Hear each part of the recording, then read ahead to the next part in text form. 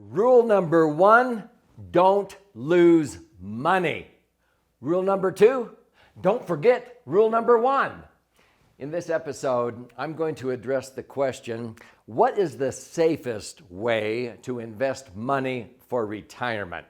And that quote actually comes from Warren Buffett. When we ask him about what his advice is for investing, he says, rule number one, don't lose money. Don't lose it. Rule number two, don't forget rule number one.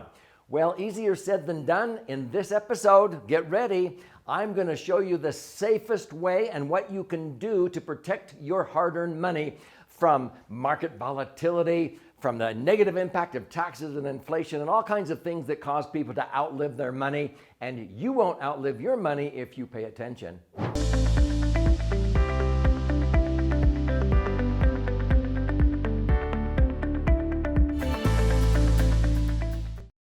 So I'm Doug Andrew. I've been a financial strategist and a retirement planning specialist for north of 46 years.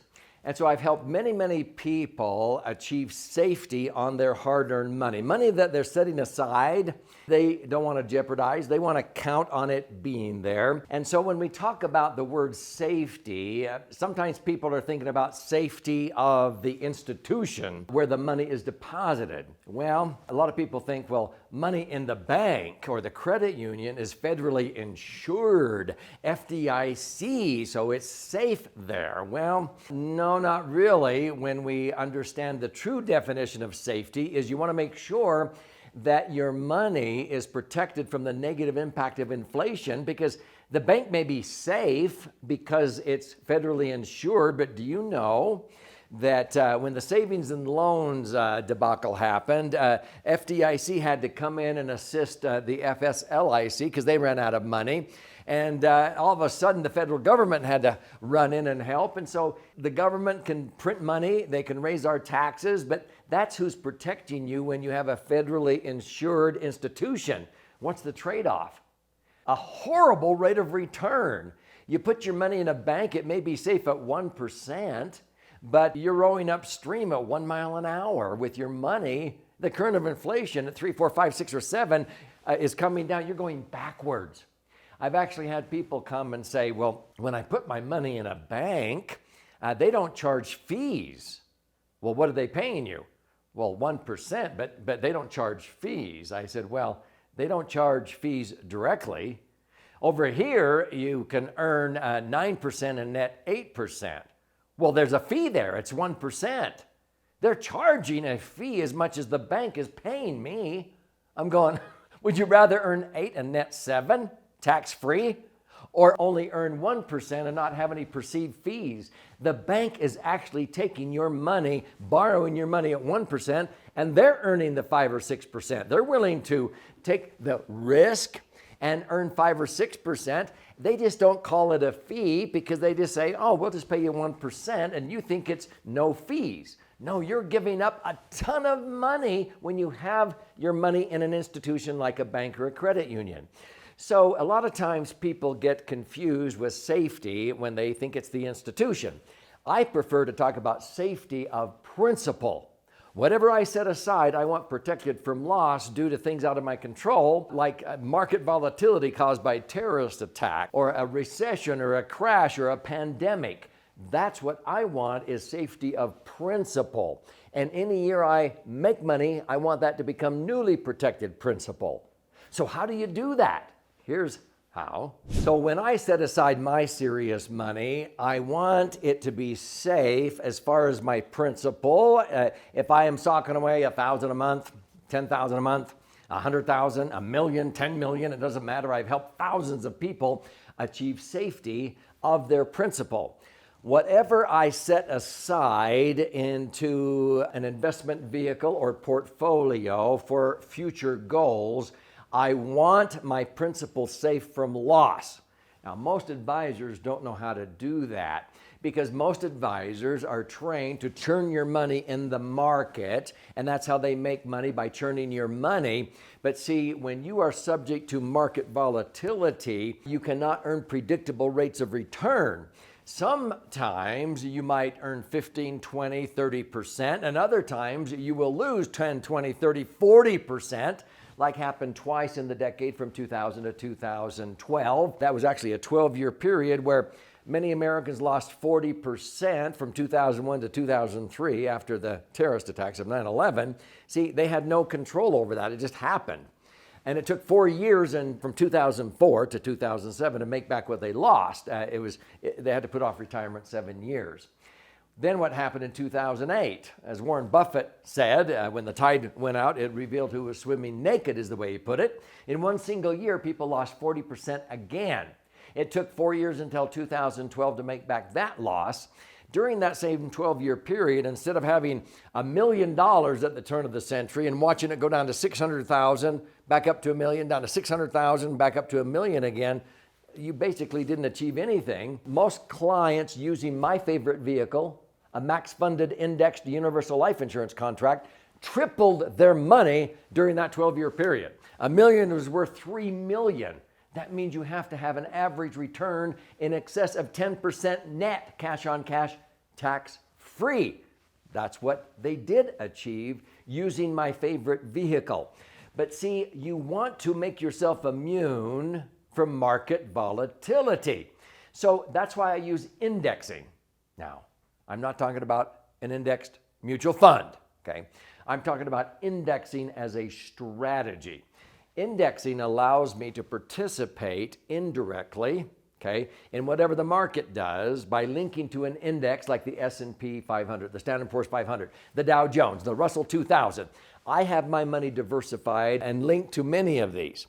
So when the market goes up, I get to participate because of the indexing strategy. I link my returns to the index or indices of my choice that the insurance company offers. They are contractually obligated to pay me whatever those indexes do during the year. But if the market loses, I don't lose a dime due to market volatility. I may not make anything, but I don't lose. Money in the market would suffer maybe a 40% loss. $1 million goes down to 600,000. In 2008, I was cheering along with thousands of our clients, go, go. It didn't matter that market was crashing 40% because they didn't lose a dime. The first 90 days of 2009, most of them locked in gains of 16% after not losing a penny. See, they had safety of principle. That means you don't lose when the market goes down because your money is not in the market. It is safely tucked in the insurance company, earning their general account portfolio bond rate of 4 or 5%.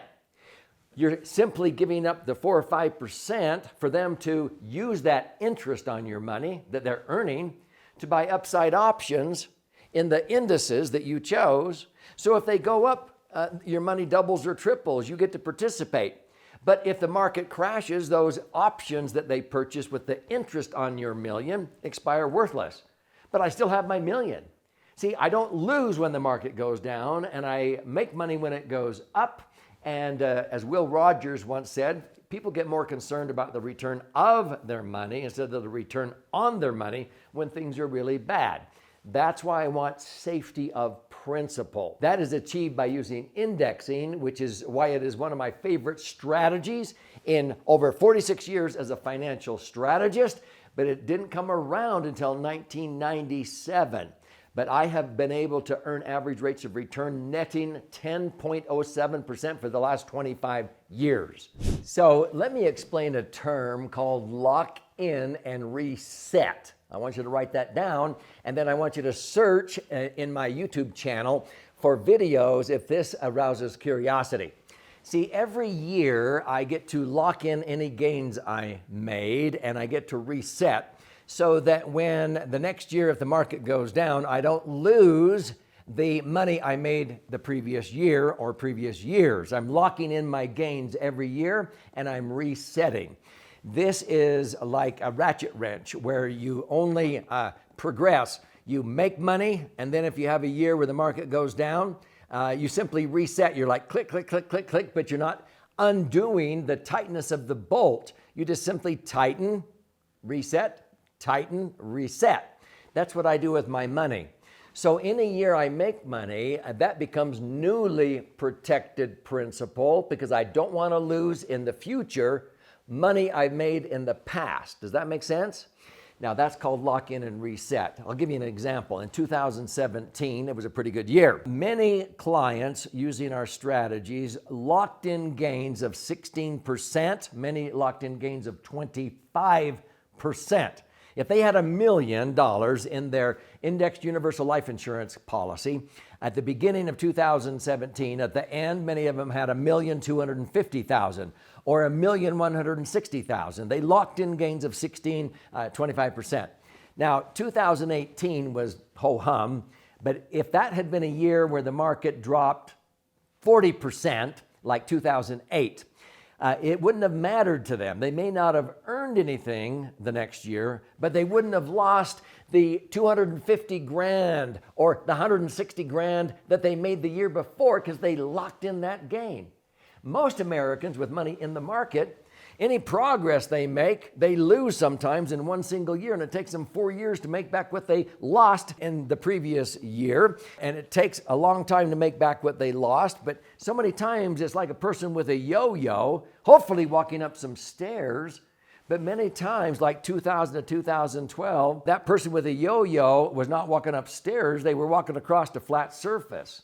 The Dow Jones, the S&P 500 was basically where it was 12 years earlier. So we call it the lost decade. People with $1 million in 2000 still only had barely back $1 million 12 years later, but it wasn't worth $1 million because inflation had taken its effect on it. Our clients, using indexing, they made money during the up years. They did not lose during the down years, and their million had tripled to $3 million. Can I ask you a question? Would you rather have $1 million or $3 million after 12 years? Barely your money back. So when we talk about safety, it's safety of principle, locking in your gains and resetting. You want to earn predictable rates of return. And even though some years I've made 25%, frankly, some years 55%, I don't want to lose during the down years. But if you can average 7 to 10% tax-free, that would be like earning 15 or 16% in a yet-to-be taxed, tax-deferred IRA or 401k, where you have to earn 15% to net 10%.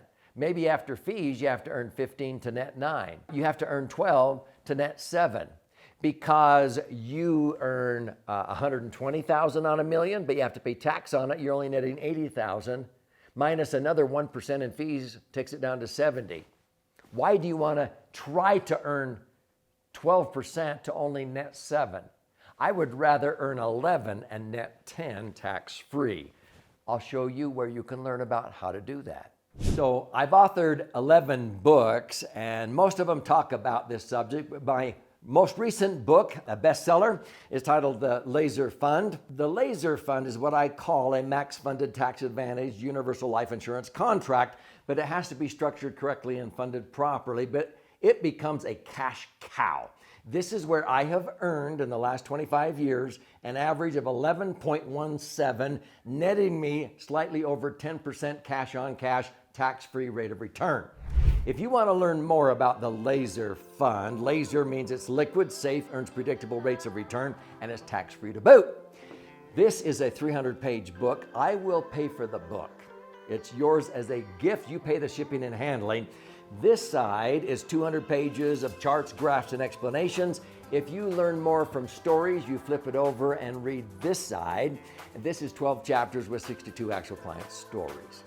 Now, you simply claim your free copy by going to LaserFund, L-A-S-E-R, laserfund.com. You pay $5.95 shipping and handling. I'll pay for the book. There's also options there if you like to listen and learn or watch and learn for audio, video, and so forth. Once you read this book, you're going to be blown away and you're going to gain insights into opportunities you never dreamed existed before for a safe and secure retirement for you.